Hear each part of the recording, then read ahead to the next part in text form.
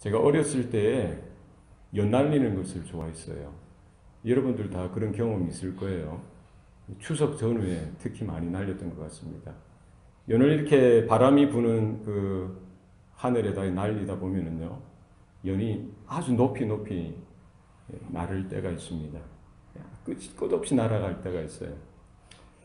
연의 입장에서 생각해 보면 이렇게 하늘을, 그 푸른 창공을 더 높이 그냥 한없이 날아다니고 싶은데 연예에게는 뭐가 묶여 있는 거예요? 실이 묶여 있는 거예요. 줄이 묶여 있죠. 자기가 생각할 때 이것만 끊어지면은 자유로울 수 있을 텐데, 한없이 원하는 곳에 날아다니며 살 수 있을 텐데 라고 생각을 해봤던 적이 있습니다. 만약에 그 줄이, 그 실이 끊어지면 어떻게 됩니까? 자기 마음대로, 자기가 원하고 꿈꿨던 대로 그렇게 먼 하늘, 높은 하늘을 나를 수가 있습니까? 1초도 못 되어서 초로록 하면서 곤두박질 칠 것입니다. 사실은 그 실이 그 연을 구속하고 속박하는, 억압하는 그런 이런 줄이 아니라 사실 생명줄이었던 것입니다. 줄이 있어야, 실이 있어야 그 생명을 유지할 수가 있는 것이죠. 우리가 자동차를 운전할 때도 그렇습니다. 우리가 자동차를 조작하는 법을 알고 이 도로만 나간다고 해서 다 되는 것이 아니라 사실은 우리가 눈에 보이지 않는 뭐가 있습니까? 법이 있어요. 도로교통법이 있습니다. 사거리든 뭐 2차선이든 4차선이든 고속도로든 자동차가 원활하게 다니는 이런 법이 있는 거예요. 하늘에도 마찬가지고 바다에도 마찬가지입니다. 우리가 비록 다 알 수는 없지만 법이 있어요. 그 법을 따라 이런 교통 수단들, 자동차면 자동차, 배면 배, 하늘의 비행기면 비행기, 이 법을 따라 가야 하는 거예요. 사실은 그것이 없으면 더 편할 것 같지만 아닙니다. 법이 있기 때문에 안전하고 자유롭고 원활하게 이렇게 교통 흐름이 유지되어질 수가 있더라는 거예요. 이것이 사실은 생명줄인 겁니다. 이것을 어기면은 혼란이 오고요. 그 한순간 어떻게 됩니까? 사고로, 큰 사고로 목숨을 잃게 되는 그런 일에 닥치게 되어지죠. 우리 영적인 삶에도 마찬가지입니다. 이 생명줄이 있다는 거예요. 생명줄이 있습니다. 그게 뭘까요? 우리가 살아가면서 믿음으로 살아가고 신앙으로 살아가는 우리 삶 가운데 우리가 지켜야만 하는, 따라야만 하는 이런 생명줄과 같은 법이 있더라는 거예요. 그게 무엇입니까? 하나님의 말씀이죠. 그래서 이렇게 출애굽한 이스라엘 백성들에게 그들이 이제 가나안 땅으로 향하기 전에 사실은 그 시내 산에서 호렙산이라고도 하죠. 하나님께서 그 이스라엘에게 모세를 통해서 가장 먼저 주셨던 것이 뭡니까? 법이라는 거예요. 율법을 주셨어요. 그리고 모세를 통하여 율법서를 기록하도록 하셨죠. 모세오경이라고도 합니다. 창세기, 출애굽기, 레위기, 민수기, 신명기. 이 모세가 기록한 하나님의 말씀, 모세오경. 이것을 우리는 율법서라고도 하고요. 하나님의 율법이라는 거예요. 그 중에 가장 핵심적인 내용이 어디에 담겨져 있습니까? 십계명에 담겨져 있더라는 거예요. 그래서 이 십계명, 하나님의 율법, 규례와 법도를 따라 살아갈 때에 하나님은 이스라엘에게 복을 주시고 은혜를 주시고 그들의 매일매일의 삶을 인도하여 주신다라고 약속해 주셨던 겁니다. 한순간이라도 그 하나님의 율법, 법도와 율례를 벗어나서 자기 마음대로 자행자재하면은 하나님께서 뭘 하시겠다는 거예요. 그런 인생 가운데 하나님이 진노하시고 심판하시겠다라고 분명히 말씀하셨습니다. 사실은 이런 율법, 하나님의 말씀이 어떻게 보면 우리를 옥죄이는 것 같고 억누르는 것 같지만 사실은 우리가 하나님의 은혜에 매여 있을 수 있고 하나님의 구원과 하나님의 축복된 삶에 이렇게 끊어지지 아니하고 연결되어질 수 있도록 하는 우리에게 있어서 생명줄이라는 사실을 우리는 기억해야 됩니다. 그래서 우리는 하나님 말씀 없이, 하나님 법 없이 살면은 더 잘 살 수 있을 것 같고 더 자유로울 수 있을 것 같지만 그렇지 않습니다. 하나님의 백성으로서, 하나님의 구원받은 하나님의 자녀로서 우리는 하나님의 말씀, 하나님의 그 법도, 하나님의 그 율법이 우리에게 있어서는, 구원받은 하나님의 자녀들에게 있어서는 하나님의 은혜로운 삶을 살아가도록, 하나님의 복된 삶을 살아가도록 하는 우리에게 있어서 생명줄이라는 사실을 여러분 기억하실 수 있기를 바랍니다. 우리가 여러 주간 동안 나누어서 이 율법에 대해서, 특별히 십계명에 대해서 살펴보았습니다. 십계명, 모세를 통해서 하나님이 친히 두 돌판에 기록해서 이스라엘 백성들에게 주셨던 하나님의 말씀이었던 거예요. 그래서 1계명에서 4계명까지는 하나님에 대한 계명이라는 거예요. 하나님에 대해서 우리가 어떻게, 어떤 태도로, 어떤 모습으로 서야 하는지에 대한 하나님에 대한 약속, 하나님에 대한 계명이고요. 그리고 5계명에서 마지막 10계명까지는 사람들에 대한, 우리 나를 포함해서 우리 주변에 있는 이웃들을 향한 계명이라는 겁니다. 그래서 우리 신앙생활, 우리 믿음 생활은 무엇입니까? 단순히 믿습니다.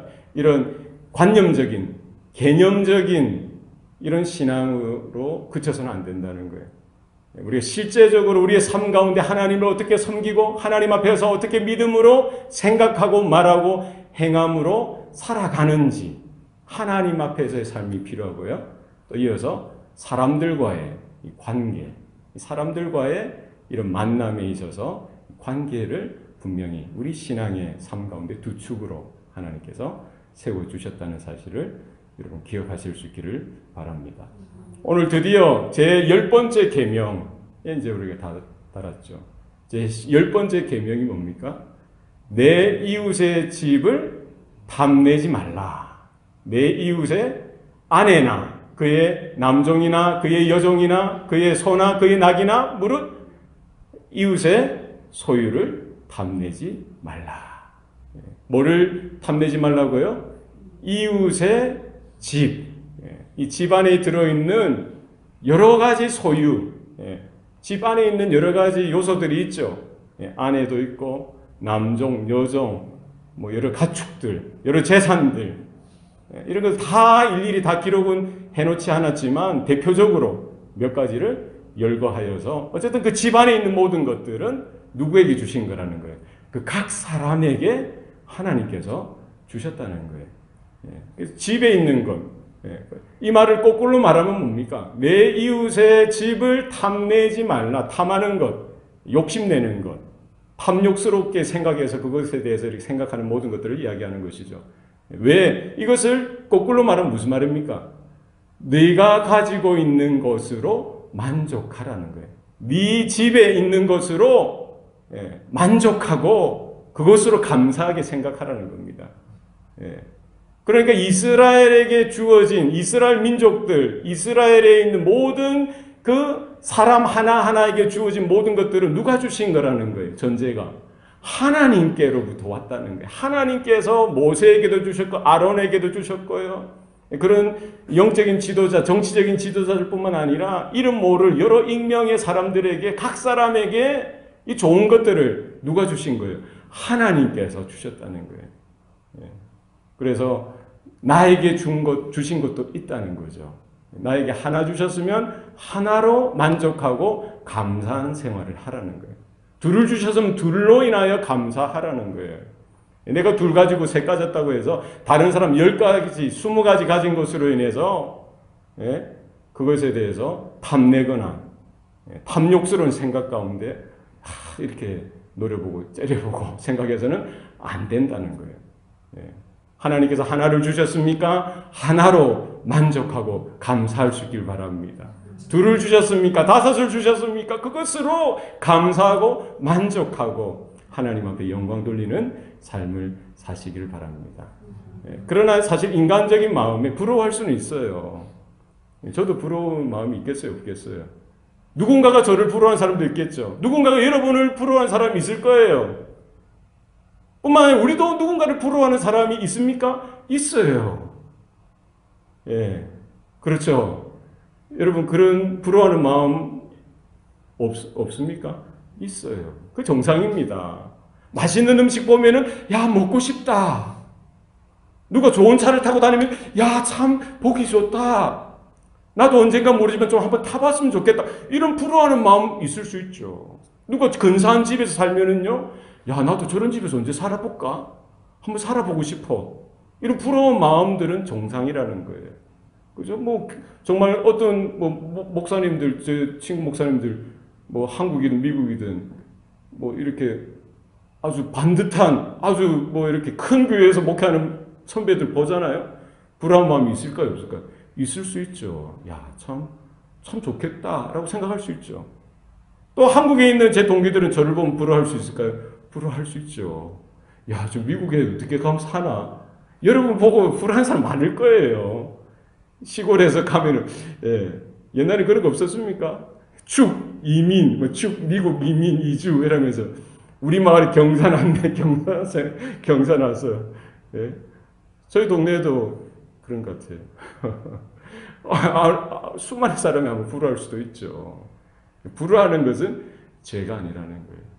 부러워하는 마음을 가질 수 있어요. 나도 꿈꾸고 기대하고 소원하고 소망하고 나도 그것을 좀 가지고 누리고 싶다. 그거 정상적인 겁니다. 그러나 거기에서 한 걸음, 두 걸음, 10걸음 더 나가서 오히려 그것으로 인하여 나는 가졌지만 나는 가지지 못했지만 가진 자들의 것을 보고 막연하게 그것 하나만 가지고 미워하고 시기하고 질투하고 이것이 막 이렇게 절제하지 못하고요.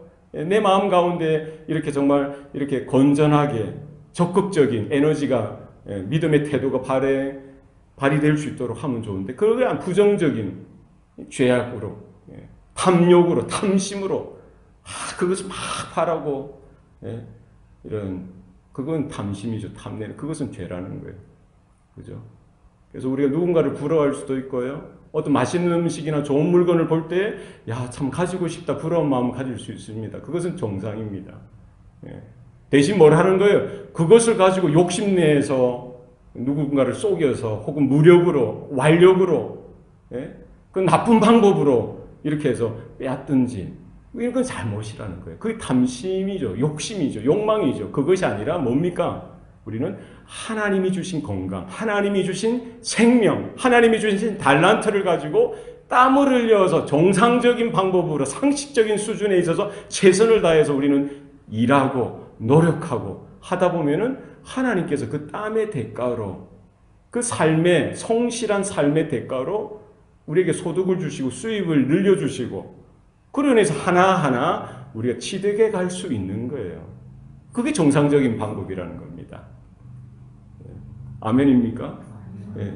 그래서 누군가의 것을 보고 이웃의 어떤 소유나 그에게 속한 것을 보고 탐내는 것은 하나님이 검하시는 죄다. 네. 그러나 부러워하는 것, 참 좋다. 이 정도에서 내가 하나님 앞에 오히려 그걸 가지고 기도하고 하나님 나도 이것을 좀 가지면 좋겠어요. 하나님 나에게도 그런 것을 열어주세요 하면서 기도하면서 땀 흘려 최선을 다해서 노력하고 일하면서 하나님의 때 하나님의 방법으로 이런 것들을 주실 때가 있더라는 거예요. 우리는 그쪽으로 가야 되는 거예요. 그죠? 이 탐내는 것이 죄라는 거예요. 잘 기억하시기 바랍니다.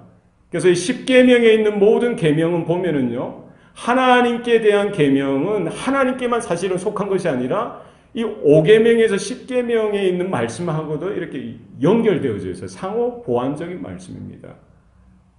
우리가 하나님이 살아계신 것, 창조주 하나님, 구원자 하나님만을 섬길 때에 우리가 부모를 제대로 섬기지 않을 수가 있겠어요?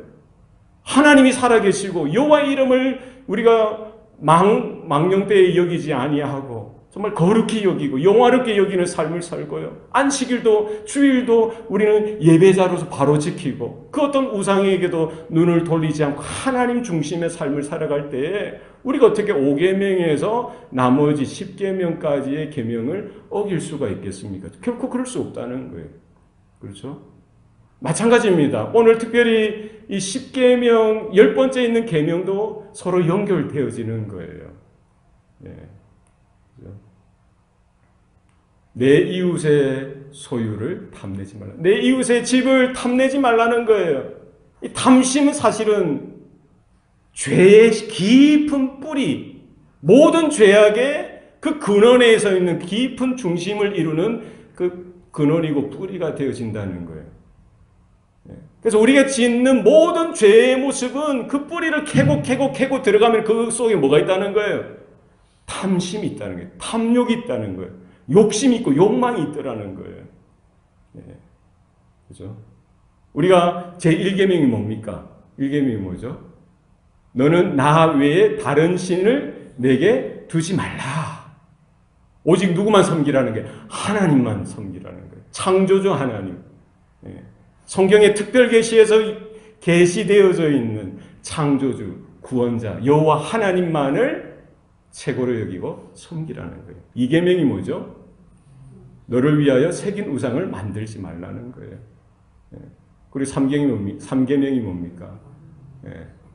너희는 나의 이름을 망령되 일컫지 말라. 4계명은 안식일을 기억하여 거룩히 지키라. 다 하나님께 대한 거죠.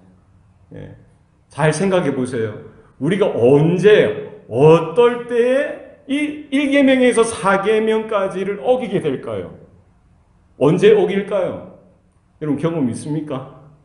경험 없습니까? 자, 그러면 구약에 있는 이스라엘 백성을 보세요. 광야에서 다녔던 이스라엘 백성들. 언제 그들이 이 1계명에서 4계명을 어겼습니까? 특별히 1계명, 2계명, 3계명. 시내산에서 그 10계명을 받고 내려오는데 그 밑에서 뭘 하고 있어요? 금송아지를 만들고 있어요. 금송아지를 두고는 여호와다 하면서 절하고 춤추고 난리가 난 거예요. 그것으로 끝납니까? 광야를 지나면서도 마찬가지죠. 모세를 향하여 원망하고 불평하고 비난하고 하나님을 향하여 못 살겠다. 왜 우리를 이곳에 나와서 애굽 땅에 무덤이 부족해서 무덤이 없어서 누울 자리가 없어서 우리를 이곳에 광야에서 죽이려고 하느냐. 하나님 앞에서 삿대질하고요. 욕하고 조조했던 그들이지 않습니까? 가나안 땅에 들어가서는 어떻습니까? 세속화되어져서 가나안 사람들이 섬기는 그 바알신, 그 우상들을 섬기는 거예요. 아세라도 섬기고 몰록도 섬기고요. 수많은 이름 모를 그런 신들도 섬기는 거예요. 언제 그들이 그런 죄를 저지르는 거예요?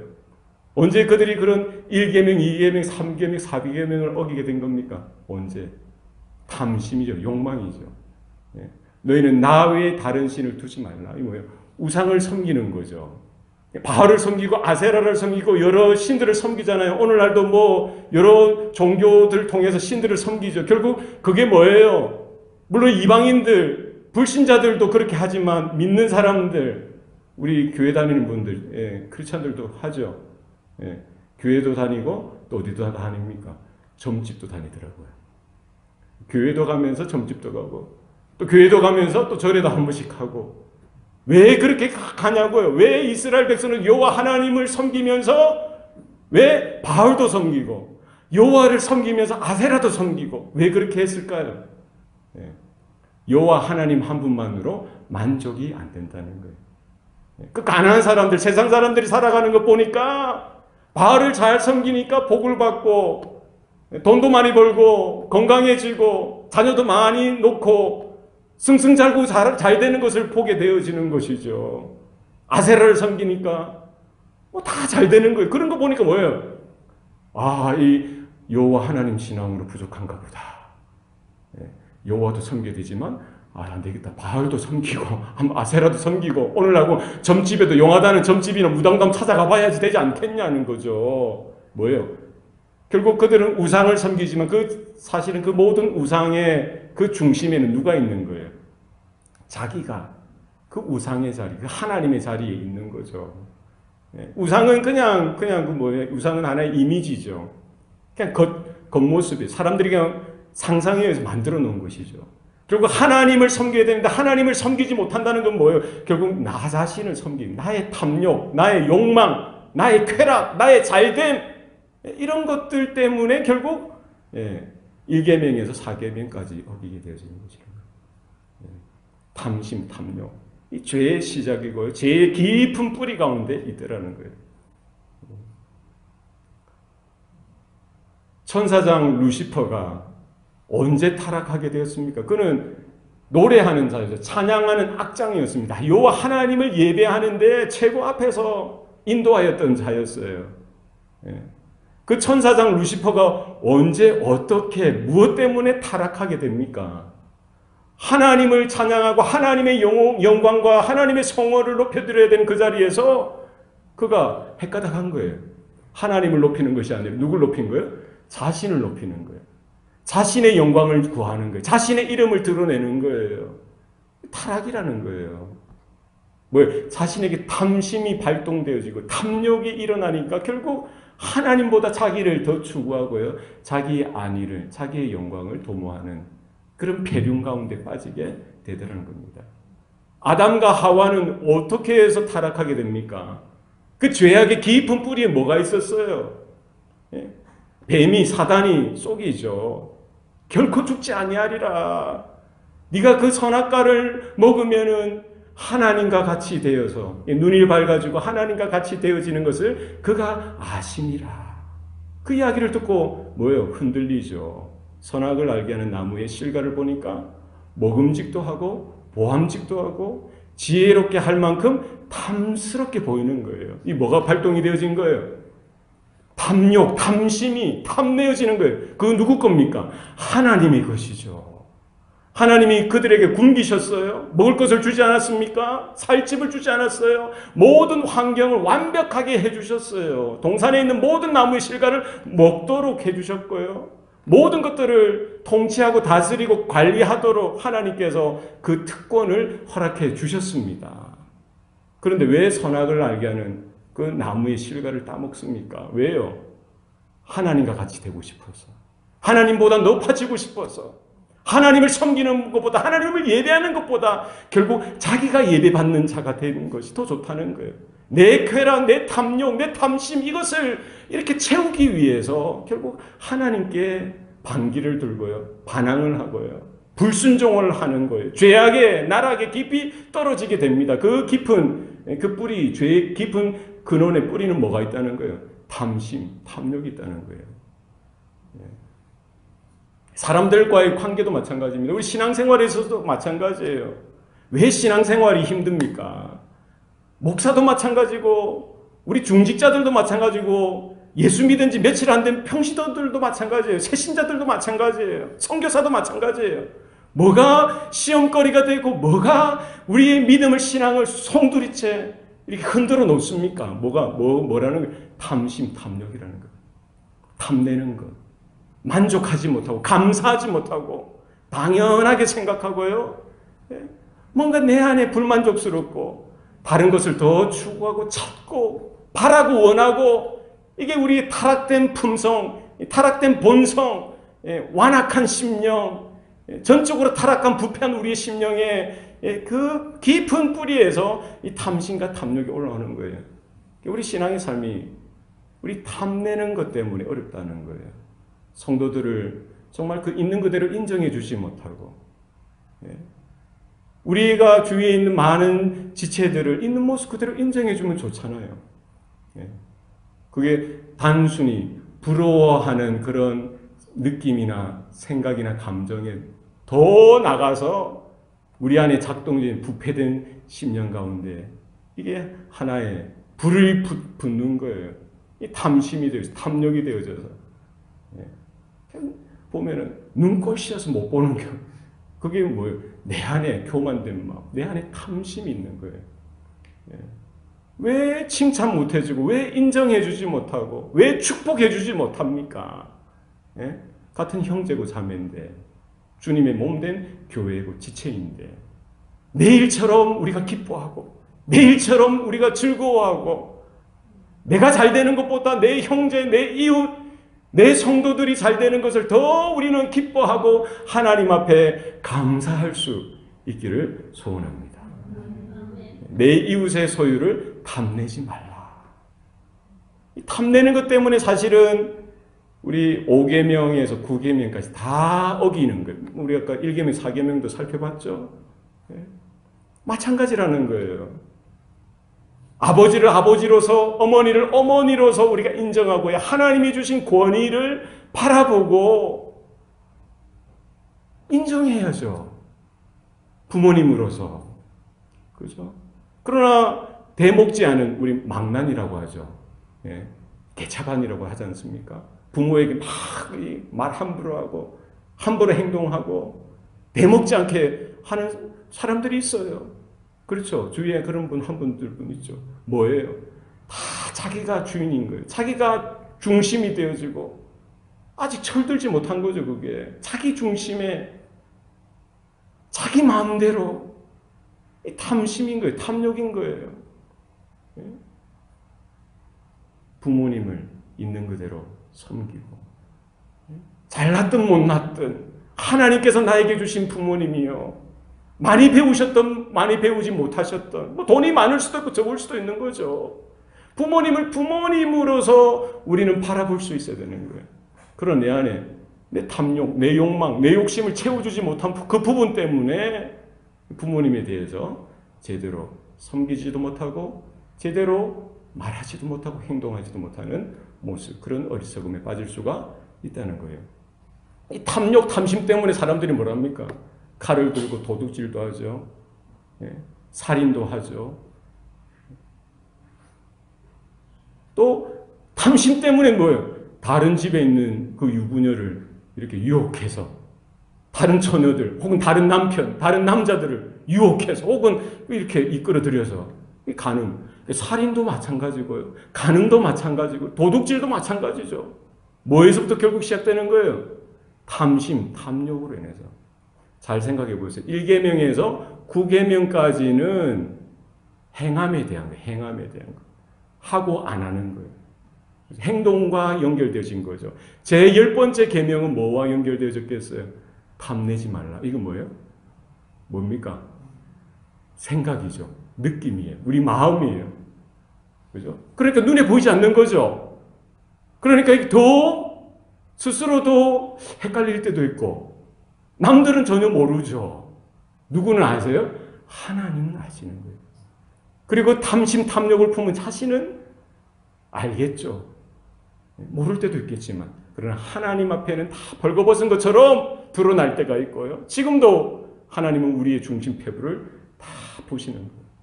결국 10번째 계명인 탐심, 탐욕으로 인해서 1계명에서 4계명까지도 이게 깨어지고요.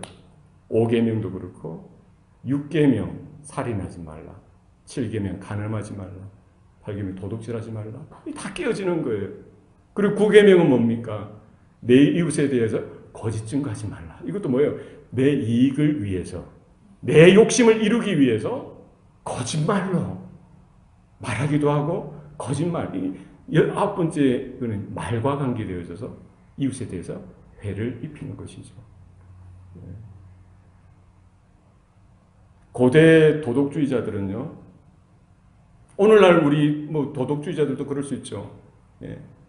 말하는 것, 생각하는 건 자유라는 거예요. 행동하는 것에 대해서 규제가 있고 대부분의 모든 성경, 이 율법, 하나님의 율법을 제외한 모든 이 법규나 이 도덕률도 마찬가지죠. 그 뭐에 관한 거예요? 다 행동에 관한 거예요. 행동에 관한 거. 행위. 그래서 무엇을 해야 되는지, 무엇을 하지 말아야 되는지에 대해서 규제하고요. 이야기하는 거예요. 여기서 한 걸음 더 나가면 어디까지 이야기합니까? 말하는 것까지는 이야기해요. 말하는 것. 그죠? 그러나 이 마음에 이 생각하는 것은 자유라는 거예요. 그렇게 이야기를 한다. 왜? 그거는 직접적인 피해는 당장 있지 않으니까. 그것도 규제할 수도 없고 어떻게 간섭할 수도 없으니까 생각하는 것, 느끼는 것까지는 어떻게 사람들은 모르는 거죠. 그러나 하나님께서는 우리의 창조주가 되시니까 우리의 영혼과 우리의 심령과 우리의 부패된 모든 심성 깊은 뿌리까지 다 아시니까 뭐에 대해서 경고하시는 거예요? 하나님에 대해서 행하는 것, 바로 행하는 것도 이야기하고 이웃에 대해서 형제와 자매들에 대해서 바로 행동하는 것도 이야기하면서 마음, 느낌, 생각까지 우린 스스로 자신을 돌아볼 것에 대해서 말씀하고 있는 것이죠. 그래서 우리가 잘 기억해야 됩니다. 결국 이 모든 죄의 뿌리에는, 모든 시험의 뿌리에는 뭐가 있다는 거예요? 탐심, 탐욕이 있다는 사실을 기억하시길 바랍니다. 야고보서 1장에 보시면은요, 각 사람이 시험 받을 때에 하나님께 시험 받는다 하지 말라. 하나님은 악에게도 시험 받지 아니하시고 아무도 시험하지 아니하시니라. 욕심이 잉태하여 죄를 낳고 죄가 장성하여 사망을 낳느니라. 사랑하는 형제들이여 속지 말라. 야고보 기자가 그렇게 이야기했어요. 잘 기억하세요. 죄의 삭은 사망이라고 했죠. 한 번 죽는 것은 정한 것이요 그 위에 심판이 있다고 했어요. 이게 하나의 영적인 공치과 같은 겁니다. 죄가 어디서 온다고 했습니까? 어디에서 온다고요? 죄의 뿌리가 어디라고요? 욕심이 잉태하여 뭐를 낳는다? 죄를 낳고 죄가 장성하여 뭐가 된다는 거예요? 사망을 낳는다는 거예요. 그러니까 하나님께서 이 10번째 계명, 10계명 중에 10번째 계명에 내 이웃의 집을 탐내지 말라. 이 반복해서도 이야기하시죠. 내 이웃의 소유를 탐내지 말라. 이 탐심, 탐욕에 대해서 마음으로, 생각으로, 느낌으로 짓는 죄에 대해서 경고하고 계시는 것이죠. 결국 10번째 넘어지면은 사실 1계명에서 9번째 계명까지 다 넘어지게 되는 거예요. 잠언서 기자가 이야기하지 않습니까? 너희들이 지킬 만한 모든 것 중에 무릇 뭐를 지키라는 거예요? 너희 마음을 지키라는 거예요. 마음을 지키는 자가 성을 빼앗는 자보다 낫다라고 했어요. 여러분 기억하시길 바랍니다. 우리 생각, 우리의 마음, 모든 탐심, 탐욕을 물리칠 바랍니다. 우리는 그런 관심이 다 그런 거예요. 예수님이 계시는데 어떤 사람들이 웅성웅성 예수님께 가서 물어보는 것이죠. 예수님, 우리 소유를 좀 나누어 주세요. 저 친구가, 저 형제가 더 많이 가지려고 하고 난 작게 주려고 합니다. 그러니까 예수님 뭐라고 하세요? 누가 나를 너희의 재산을 나누는 재판관으로 세웠느냐? 너희는 모든 탐심을 물리치라. 사람의 생명이 그 소유의 넉넉함에 있지 아니하니라. 뭐를 물리치라는 거예요? 모든 탐심을 물리치라는 거예요. 여러분 우리에게 있는 이런 탐심, 욕심, 욕망, 이런 죄된 생각들, 느낌들, 이런 마음들이 자연스럽게, 은밀하게, 아주 그냥 나도 모르는 그때에 불쑥불쑥 올라옵니다. 잡초가 슬며시 밤새 자라나듯이 늘 자신의 내면을, 자신의 생각과 자신의 느낌까지, 자신의 모든 중심까지 여러분들 살펴보시길 바랍니다. 그래서 우리가 주님을 따라가기 위해서 주님이 말씀하셨던 것처럼 날마다 자기를 부인하고 자기 십자가를 지고 주님을 따라가는 삶이 있어야 되는 거예요. 우리의 육체와 정욕을 어디에? 십자가에 날마다 못 박는 일들이 있어야 됩니다. 그러니까 탐내지 말라라고 해서 우리가 그래 마치 우리가 율법주의적으로 받아서 탐 안 내야지, 욕심 안 가져야지, 무소유, 무개념, 그건 아닙니다. 우린 그럴 수 없어요. 그럴 수 없습니다. 우린 부러워하는 마음에 여기에서 그쳐야지 이렇게 절제하면 참 좋은데 인간이 그렇지 못합니다. 이 부러워하는 이런 마음에서 금방 이 선을 넘어서요, 탐심과 탐욕과 욕망과 죄악으로 달려가는 것이 우리의 모습입니다. 목사도 똑같습니다. 선교사라고, 수도승이라고 다 똑같습니다. 날마다 자기를 부인하는 것밖에 없습니다. 날마다 자기 십자가를 지고 주님을 따르는 것밖에 없습니다. 하나님께서 은혜를 베풀어 주셔서 성령으로 우리를 조명케 하시고요, 말씀으로 충만케 하시고 성령으로 충만케 하셔서 내 안에 있는 어쩔 수 없는 이런 죄된 성품 가운데 올라오는 이 탐심, 탐욕, 하나님께서 눌러주셔야 돼요. 성령의 불로 태워주셔야 되는 거예요. 하나님의 은혜로 우리 날마다 소생케 되신 은혜가 있지 않고는 이 영적인 싸움에서 당연히 우리는 질 수밖에 없습니다. 여러분 기억하십시오. 주님이 이 일을 위해서 이 지독한 늘 반복되어져 나오는 이 죄악의 쓴뿌리까지, 죄악의 이 참혹한 이 치명적인 이런 것들을 다 뿌리 뽑기 위해서 주님이 우리의 죄악된 모습들, 우리 죄를 다 짊어지시고 십자가에 달려 모든 물과 피를 쏟으시고 죽으실 수밖에 없었다는 사실을 여러분 기억하시고요. 호락호락하지 않습니다. 우리가 우리의 어떤 지혜나 우리의 다짐이나 우리의 결단만 가지고 이 10번째 되는 계명 내가 지킬 수 있어. 결코 그렇지 않습니다.